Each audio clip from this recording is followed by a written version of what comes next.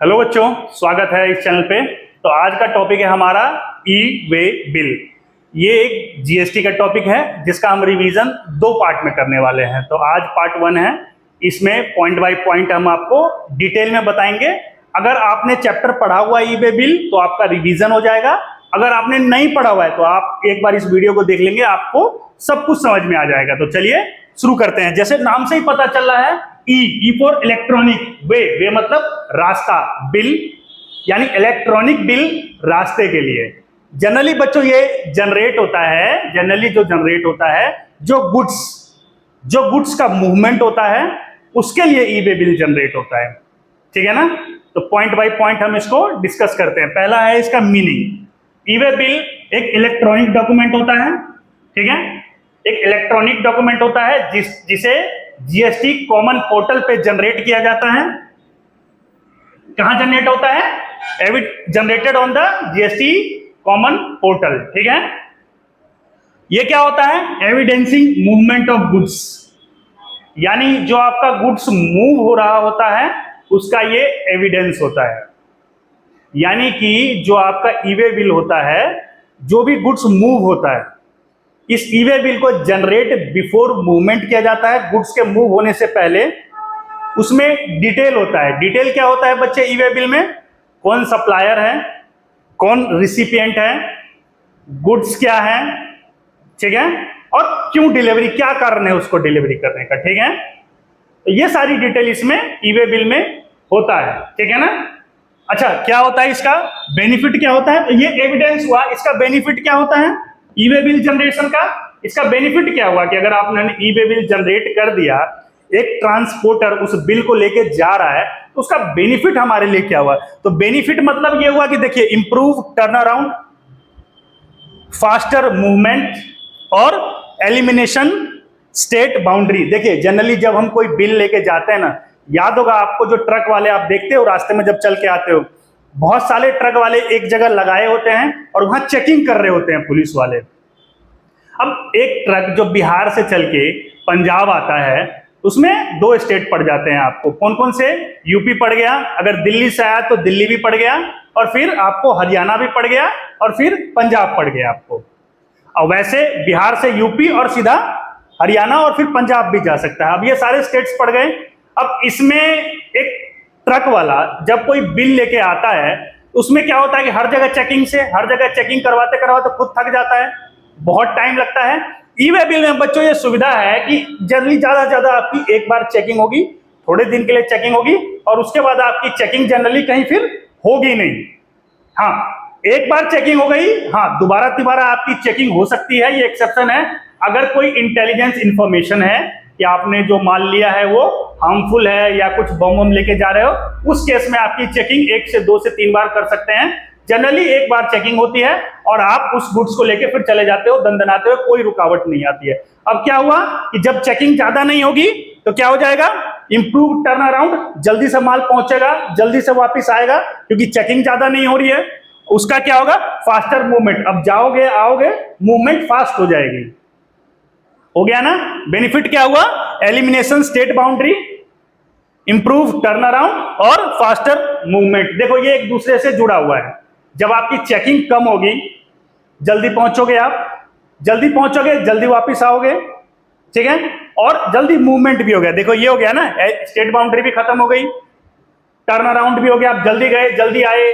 जहां एक दिन में 1 चक्कर लगाते थे, 2 चक्कर लगा सकते हो, 3 चक्कर लगा सकते हो, और मूवमेंट भी आपका फास्ट हो गया, गुड्स जल्दी से जल्दी पहुंच भी गया। ये इसका बेनिफिट हुआ ई वे बिल का। ठीक है बच्चों, आगे देखते हैं फिर।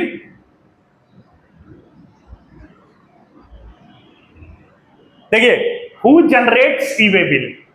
जनरली और registered person generates e way bill. Registered person causing movement of goods, registered person causing movement of goods, जिसका गुड्स मूव हो रहा होता है। अच्छा, मूवमेंट से पहले ई वे बिल जनरेट होता है। कौन जनरेट करता है? Registered person.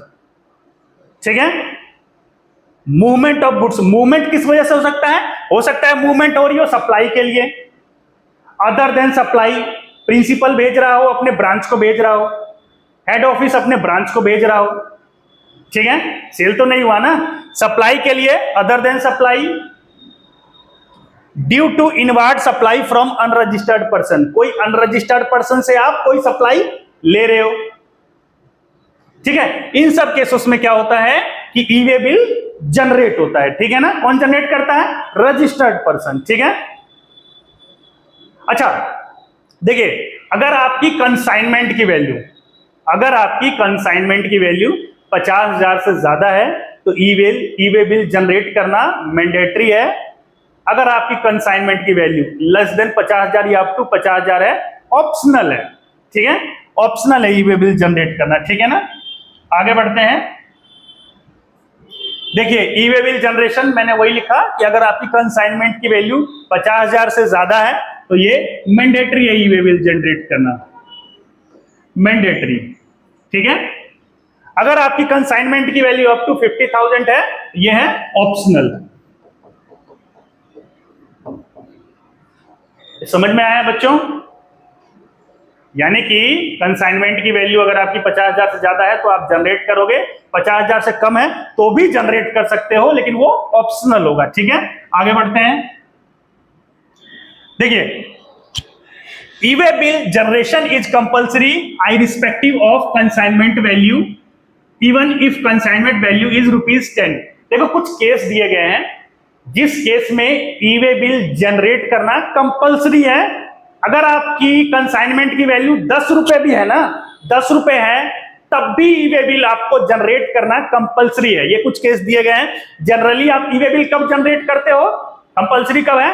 जब आपकी वैल्यू कंसाइनमेंट वैल्यू 50,000 से ज्यादा होता है तो आप ई वे बिल जनरेट करते हो। लेकिन इन केसेस में अगर आपकी कंसाइनमेंट की वैल्यू 10 रुपए भी है तब भी आपको ई वे बिल जनरेट करना जरूरी है। कौन कौन से हैं आइए देखिए। जब इंटरस्टेट अगर मूवमेंट ऑफ गुड्स हो रहा हो, कोई भी इंटरस्टेट मूवमेंट ऑफ गुड्स हो रहा हो, और दूसरा interstate transfer of handicraft goods by a person exempt from obtaining registration, तो इन केसेस में आपको आपकी अगर आपका मूवमेंट इवन कंसाइनमेंट वैल्यू, आपका अगर मूवमेंट और कंसाइनमेंट वैल्यू अगर आपका 10 रुपए भी है तब भी आपको ई वे बिल जनरेट करना है, ठीक है। आगे बढ़ते हैं, ठीक है। Meaning of consignment value, consignment value की मीनिंग क्या होगी? मतलब जो हम सामान लेके जा रहे हैं उसकी वैल्यू क्या होगी? देखो, जो भी आपकी सप्लाई की वैल्यू हुई, कितने का सामान आप लेके जा रहे हो, उसमें टैक्स को जोड़ देंगे। स्टेट लगा रहा हो, सेंटर लगा रहा हो, आईजीएसटी लग रहा हो या सेस लग रहा हो, उसको हम जोड़ देंगे। अब वो हमारा एक अमाउंट निकल के आया, उसमें से हम माइनस कर देंगे एग्जम्प्टेड सप्लाई, अगर कोई सप्लाई एग्जम्प्टेड है तो जो निकल के आया ना बच्चों, अगर इसकी वैल्यू ग्रेटर देन 50,000 है, यानी कि ये कंसाइनमेंट की वैल्यू ग्रेटर देन 50,000 है, तो ही ई वे बिल जनरेट करना कंपलसरी है, ठीक है ना। समझ में आया? ये कंसाइनमेंट वैल्यू ऐसे निकालेंगे, समझ में आया या नहीं आया? आगे बढ़ते हैं अगले टॉपिक की ओर। देखिए कुछ इंपॉर्टेंट पॉइंट्स है। वैसे मैंने आपको बताया है कि ई वे बिल कब जनरेट होता है, before movement of goods. E way bill number 01 में देखिए वही लिखा हुआ है, e way bill generated before movement of goods in GST e way bill number 1, है ना। इसमें जनरेट करना है, किसमें? ई वे बिल नंबर 1 में जनरेट करना है, और उसमें पोर्टल फिर आपको प्रोवाइड कर देगा यूनिक ई वे बिल नंबर, ठीक है। जब भी आप ई वे बिल नंबर 1 जनरेट करोगे, पोर्टल आपको क्या प्रोवाइड कर देगा? यूनिक ई वे बिल नंबर। ये वैलिड होता है 15 दिनों तक पार्ट बी अपडेट करने के लिए। अब ये पार्ट बी क्या होता है, पार्ट ए क्या होता है, आगे डिस्कस करेंगे। ये जो यूनिक ई वे बिल नंबर है ये 15 दिन तक वैलिड होता है। ई वे बिल जो हमारा है 15 डेज तक वैलिड होता है पार्ट बी अपडेट करने के लिए। समझ में आया? ये यूनिक ई वे बिल नंबर होता है, पार्ट ए होता है, पार्ट बी होता है। पार्ट ए जो होता है सप्लायर भरता है और पार्ट बी ट्रांसपोर्टर भरता है, ठीक है। आगे डिस्कस करेंगे इसको और डिटेल में। ये सिंपली आप ये समझिए, ठीक है। अब देखिए अगर देखिए अगर ई वे बिल जनरेट नहीं करता है, अगर कंसाइनर नहीं जनरेट करता है, if e way bill is not generated by consignor और consignee, then it is responsibility of transporter to generate the e-way bill if consignment value is greater than 50,000। यानी कि अगर ई-वे बिल को consignor नहीं generate कर रहा है, consignee भी नहीं जनरेट कर रहा है, लेकिन अगर कंसाइनमेंट की वैल्यू 50,000 से ज्यादा है, ट्रांसपोर्टर की रिस्पॉन्सिबिलिटी है कि वो ई-वे बिल को जनरेट करे। ठीक है बच्चों, आगे बढ़ते हैं। ठीक है, यह रेलवे का केस है, goods transported by railway delivered only on production of e-way bill. जब भी आप गुड्स को रेलवे के द्वारा ले जाओगे, जब वहां डिलीवरी लेने जाओगे, वो ई-वे बिल मांगेगा गुड्स का। ठीक है ना, एक लाइन में बात खत्म है, आगे बढ़ते हैं। आइए जरा, मैंने आपको बताया ना पार्ट ए और पार्ट बी। देखिए, information to be furnished while we generate e way bill. E way bill में कौन कौन से इंफॉर्मेशन होते हैं? देखिए, दो पार्ट में इंफॉर्मेशन होते हैं ई-वे बिल में। पार्ट ए जो आपका सप्लायर, जनरली जो रजिस्टर्ड सप्लायर होता है वो फिल करता है, और पार्ट बी जो भरता है वो ट्रांसपोर्टर के द्वारा भरा जाता है। ठीक है, पार्ट ए में क्या डिटेल होता है? तो सप्लायर का डिटेल होता है पार्ट ए में, supplier, recipient, description of goods, description of goods. क्या क्या डिटेल होता है पार्ट ए में? देखिए, part a field by registered person causing movement of goods, registered person मैंने आपको बोला है। और पार्ट बी ट्रांसपोर्टर भरता है। तो पार्ट ए में क्या क्या डिटेल होगा? सप्लायर कौन है, रिसिपिएंट कौन है, गुड्स क्या जा रहा है, डिस्क्रिप्शन ऑफ गुड्स, और किस लिए जा रहा है, causing of movement of goods, causing of movement of, causing of movement of goods. ठीक है, पार्ट बी जो फिल बढ़ेगा ना, पार्ट बी ट्रांसपोर्टर के द्वारा फिल किया जाएगा। पार्ट बी में क्या इंफॉर्मेशन रहेगा? ट्रांसपोर्टर किस गाड़ी से उसको लेके जा रहा है। ठीक है, जनरली देखो बच्चों, part B can be updated multiple times. अब मैं क्या बता रहा हूं, देखिए, एक गुड्स बिहार से चला, ट्रक वाला बिहार में लेके आया, उसने पंजाब के किसी, पंजाब में रिसिपिएंट है, सप्लायर बिहार का है, गुड्स बिहार से चला, उसको डिलीवरी कहां देनी है? पंजाब में। रिसिपिएंट गुड्स का पंजाब में है, बिहार वाले ने डिलीवरी कर दी यूपी में, यूपी से अलग ट्रांसपोर्ट वाला लेके चला गया दिल्ली तक, दिल्ली में वहां अलग ट्रांसपोर्ट वाला दिल्ली से लेके चला गया हरियाणा तक, और हरियाणा से फिर अलग ट्रांसपोर्ट वाला लेके चला गया पंजाब तक। तो आप देखो, अलग अलग गाड़ियों में गुड्स जा रहा है।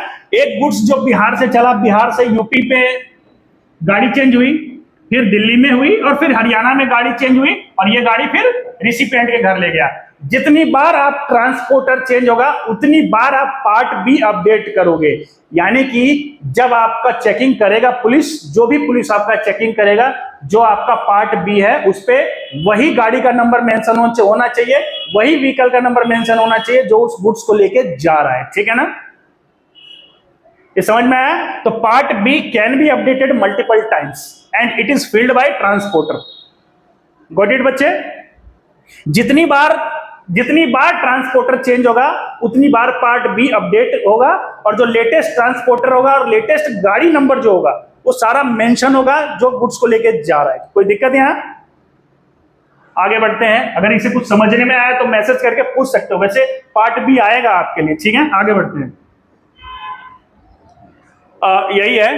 अगर देखिए, if transportation done by on या हायर कन्वीनियंस, मैं खुद से अगर गुड्स ट्रांसपोर्ट कर दूं तो देखिए, अगर ट्रांसपोर्टेशन में अगर थर्ड पार्टी को इन्वॉल्व करता हूं, जैसे मेरे को गुड्स बिहार से पंजाब भेजना था, ट्रांसपोर्टर की सर्विस ली मैंने, कौन है? ट्रांसपोर्टर। तो पार्ट ए तो मेरे द्वारा भरा जाएगा या रिसिपिएंट के द्वारा भरा जाएगा, part B will be furnished by transporter. लेकिन यहां ये कर रहा है कि मेरे को गुड्स मंगवाया बिहार से और पंजाब तक, या दिल्ली से गुड्स मंगवाया दिल्ली के ही किसी दूसरे कोने में या यूपी के किसी कोने में, और मैं खुद ही डिलीवरी करने जा रहा हूं उस गुड्स की। उस केस में बच्चे पार्ट ए और part B, part A part B उसी रजिस्टर्ड पर्सन को भरना होगा। देखो, जहां ट्रांसपोर्टर को आपने इन्वॉल्व कर लिया वहां तो ट्रांसपोर्टर भरेगा, अब खुद का गुड्स खुद ही डिलीवरी करने जा रहे हो तो पार्ट ए भी आप ही भरोगे और पार्ट बी भी आप ही भरोगे। ठीक है, कोई दिक्कत है? आगे बढ़ते हैं। ठीक है, तो ये आज का लास्ट टॉपिक है पार्ट ए का। फिर पार्ट बी भी आएगा बच्चों, ठीक है। पार्ट बी में भी बहुत सारी डिटेल रहेगी, ठीक है। डेज वाला कैलकुलेशन रहेगा आपका, शिपमेंट वाला रहेगा, ओवर डायमेंशनल वाला रहेगा, शिपमेंट वाला। आगे की तरफ चलते हैं, फिलहाल ये टॉपिक पढ़ते हैं, acceptance rejection of E way bill. कब हम ई वे बिल को एक्सेप्ट करेंगे और कब मानेंगे ई वे बिल रिजेक्ट हो गया। देखो ई वे बिल रिजेक्ट कब मानेंगे, देखिए एक तो recipient has not communicated his acceptance, या रिजेक्ट कर दिया, रिसिपिएंट उसको एक्सेप्टेंस का कम्युनिकेशन ना दिया हो या रिजेक्ट कर दिया हो, या recipient has option to reject the bill till within 72 hours और before delivery whichever is earlier. यानी कहने का यह मतलब है कि रिसिपिएंट से एक तो कनेक्टिविटी हमारी नहीं हुई, कम्युनिकेशन ना हुआ हो, ठीक है, या उसने खुद ही मना कर दिया हो कि मैं नहीं लूंगा,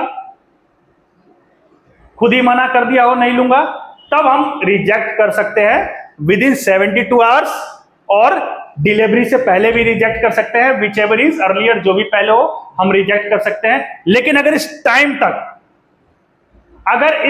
तक अगर नहीं रिजेक्ट हुआ ना बच्चों, तो डीम्ड एक्सेप्टेड माना जाएगा, डीम्ड एक्सेप्टेड माना जाएगा, ठीक है। कोई दिक्कत है, समझ में आया ये पूरी पार्ट आपको। पार्ट 2 आएगा, चलिए एक बार फिर हम आपको थोड़ा सा डिटेल में बता देते हैं क्या हमने आज पढ़ा। आज हमने ई वे बिल पढ़ा। ई वे बिल क्या होता है, इलेक्ट्रॉनिक डॉक्यूमेंट होता है जिसे जनरेट किया जाता है जीएसटी पोर्टल पे। ये वैलिड होता है 15 दिन तक वैलिड होता है, पार्ट बी अपडेट करने के लिए, ठीक है। बेनिफिट इसके क्या हुए, तो बेनिफिट इसके क्या हुए बताइए आपको, कि एक तो फास्टर मूवमेंट हो जाएगा, टर्न अराउंड ज्यादा हो जाएगा, और चेकिंग वगैरह कम होगी इसकी, ठीक है, गुड्स जल्दी पहुंच जाएगा। कोई दिक्कत है, अगर क्वेरी हो आप यहाँ मैसेज या इंफॉर्मेशन में देके पूछ सकते हैं। थैंक यू, जय हिंद, ठीक है।